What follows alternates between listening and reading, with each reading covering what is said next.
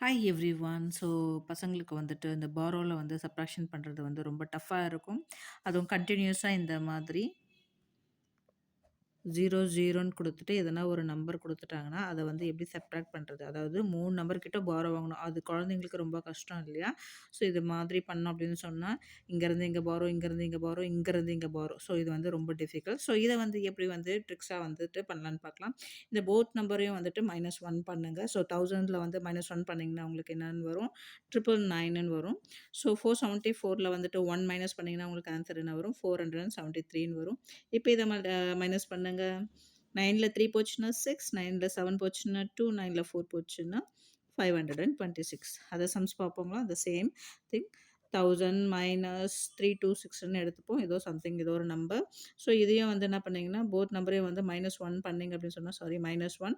So minus பண்ணீங்கன்னா உங்களுக்கு என்ன வரும்? 1000ல 1 போச்சுன்னா 999. 326ல வந்துட்டு -1 பண்ணீங்கன்னா 325.